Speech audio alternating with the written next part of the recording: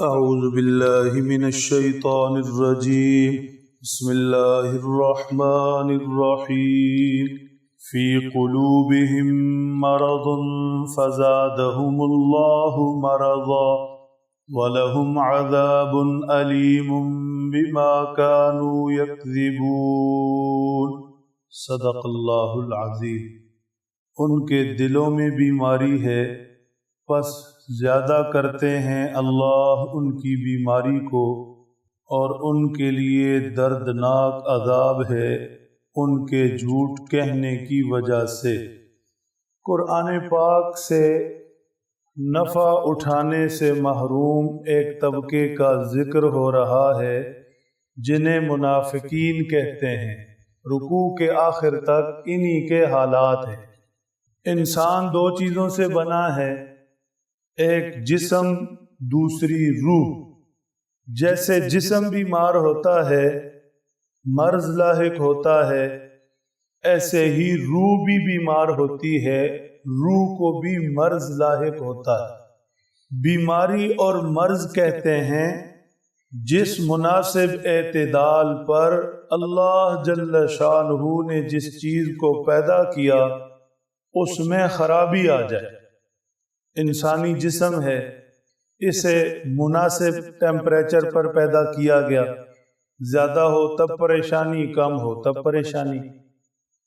Blood pressure زیادہ ہو تب پریشانی، کم ہو تب پریشانی۔ شوگر، دوسری کئی چیزیں سامنے آ رہی ہیں۔ تو جس مناسب اعتدال پر جسم اللہ نے پیدا کیا اس میں خرابی آ گئی، سمجھے مرض، بیماری آ گئی۔ ایسے ہی روح کو بھی اللہ جل شانہ نے مناسب اعتدال پر پیدا کیا۔ حدیث پاک میں ارشاد ہے، کل مولود یولد علی فطرت الاسلام، ہر پیدا ہونے والے بچے کو اللہ نے اسلام کی مطلب اپنی ماننے کی فطرت پر پیدا کیا۔ یہ فطرت اور طبیعت میں جب بگاڑ آ جائے تو یہ روح کا مرض ہے۔ منافقین کے متعلق فرمایا گیا، فی قلوبہم مرض، ان کے دلوں میں بیماری ہے، ان کے دلوں میں روگ ہے۔ یہ دل بنا تھا زبان سے اللہ نے اللہ پر ایمان ہے تو یہ دل اس کی تصدیق کرے، اس پر یقین رکھے۔ اس میں انہوں نے بگاڑ پیدا کر دیا کہ زبان تو ایمان کا اقرار کرتی ہے، ایمان کا بول بولتی ہے، اور دل نے دوسری رستہ اپنا لیا۔ حضرت جنید بغدادی رحمت اللہ تعالی علیہ نے فرمایا کہ روحانی امراض نفس کی خواہشات سے پیدا ہوتے ہیں۔ اللہ کی چاہت اور ہے، اللہ کا تقاضا اور ہے، اللہ کچھ اور ہم سے چاہتے ہیں، اور نفس کی خواہش کے پیچھے چل کر اپنی منمانی کرنا، اپنی چاہت پر چلنا اور اپنے لیے رستے خود بناتے جانا، یہ نفس کی خواہشات ہیں۔ یہ روح کو بیمار کرتی جاتی ہیں یہاں تک کہ روح بالکل خراب، بیکار اور کسی کام کی نہیں رہتی۔ کارآمد روح، اللہ کی ماننے والی روح اللہ کے ہاں پہنچتی ہے تو اس کا استقبال ہوتا ہے، اور خراب بیکار روح وہ اسفل السافلین، نیچے سے نیچے پھینک دی جاتی ہے، وہ کسی کام کی نہیں۔ اب یہ جہنم میں صرف جلنے کے لائق ہے۔ تو نفاق دل کی بیماری ہے، روحانی مرض ہے۔ پھر جب یہ مرض لاحق ہو جائے، فزادہم اللہ مرضا، ہر چیز کی نسبت اللہ کی طرف ہے کہ ہر چیز کے خالق اللہ ہیں، فرمایا اللہ ان کی اس بیماری کو زیادہ کرتے چلے جاتے ہیں۔ جب بھی قرآن پاک اترتا ہے، کانوں سے سنتے ہیں، دل میں کچھ اور ہے، تکلیف ہوتی ہے، بیماری بڑھتی ہے۔ مسلمانوں کی فتوحات ہوتی ہیں، اچھی خبریں آتی ہیں، سب بظاہر یہ ساتھ بیٹھے اندر سے پریشان ہیں، یہ کیا ہو رہا ہے؟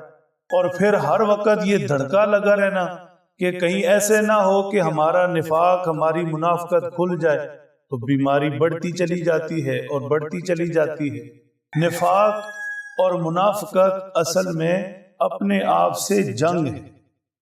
اب جسم مسلمانوں کے ساتھ ساتھ چل رہا ہے اور دل پیچھے کافروں کے ساتھ اٹکا ہوا ہے، تو بیماری ہے، ہر وقت اپنے آپ سے لڑائی، کشمکش، جس طرف جسم جائے اس طرف دل جائے، پھر انسان میں کامیابی۔ جو جو چیزیں زبان بول رہی ہے دل پیچھے پیچھے ساتھ ساتھ چلتا جائے۔ بار بار کیوں کہا جاتا ہے ایمان و یقین کی محنت؟ یہی تو ہے، زبان ایمان کا اقرار کرتی جا رہی ہے اور دل ساتھ ساتھ اس پر یقین کرتا جا رہا ہے، اس کی تصدیق کرتا جا رہا ہے۔ یہ ایمان کا سفر ہے۔ اور نفاق یہ ہے کہ زبان کہیں اور ہے، دل کہیں اور ہے، اور زبان پر کچھ اور ہے، اندر کچھ اور ہے۔ یہ اپنے آپ سے جنگ ہے اور یہ پھر بیماری بڑھتی چلی جاتی ہے۔ فرمایا ایسے لوگوں کے لیے ان کے جھوٹ کہنے کی وجہ سے دردناک عذاب ہے۔ گویا منافقت سب سے بڑا جھوٹ ہے، اور جھوٹ ہر گناہ کی ماں ہے۔ جھوٹ سے پھر آگے سارے گناہ اور کفر کے رستے اور خراب رستے وہ جھوٹ سے شروع ہوتے ہیں، اور جھوٹ ان رستوں پر انسان کو باقی رکھتا ہے۔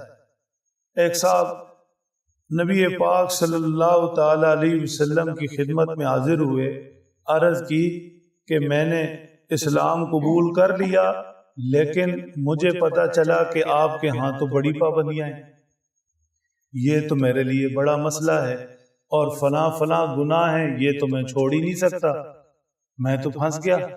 اللہ کے نبی صلی اللہ علیہ وسلم نے فرمایا تم ایک گناہ نہ کرنے کا وعدہ کرو، باقی جو مرضی کرو۔ عرض کی فرما دیں، ارشاد فرمایا ایک وعدہ کرو کہ جھوٹ نہیں بولو۔ اس نے کہا جی، فوراً کہا جی یہ میں وعدہ کرتا ہوں۔ زبان کے پکے لوگ تھے، یہ میں وعدہ کرتا ہوں جھوٹ میں نہیں بولوں گا۔ فرمایا باقی جو چاہے کرو۔ اب جب باہر نکلا اور کسی گناہ کی طرف طبیعت مائل ہوئی تو دل میں یہ خیال آیا کہ یہ تو جب اللہ کے نبی صلی اللہ علیہ وسلم پوچھیں گے یا آپس میں حضرات صحابہ کرام میں بات چلے گی تو مجھے سچ بتانا پڑے گا، یہ میں نے فلاں کام کیا، اور یہ تو بڑی شرمندگی کی بات ہے۔ تو ایک جھوٹ چھوڑ دینے کی وجہ سے سارے گناہ چھوٹ گئے۔ تو جھوٹ گناہوں کی ماں ہے، جھوٹ کفر کا رستہ بتاتا ہے۔ پہلے سے ہی دل مطمئن ہوتا ہے کہ یوں ہوگا تو یوں کر لیں گے، ایسے ہوگا تو ایسے کہہ لیں گے، پھر ایسے کہا تو پھر ایسے کہہ دیں گے، جہاں بھی پھنسے جھوٹ بول کے نکل جائیں گے۔ تو فرمایا منافقین کو نفاق کا رستہ جھوٹ نے دکھایا، اور ہر جھوٹ ضروری نہیں کہ زبان سے ہی بولا جائے۔ اب زبان تو ان کی سچ کہہ رہی ہے کہ ہم مومن ہیں، کلمہ پڑھتے ہیں، زبان تو جھوٹ نہیں کہہ رہی، زبان نے تو یہ کہا، لیکن سچ یہ ہے کہ دل اس کے ساتھ ہو۔ جب دل میں ایمان نہیں تو زبان پر ایمان کا کلمہ کہنا بھی جھوٹ ہے، اور اس نے بھی ان کو جہنم تک پہنچا دیا، دردناک عذاب تک پہنچا دیا۔ اللہ جل شانہ سمجھ دیں، عمل کی توفیق۔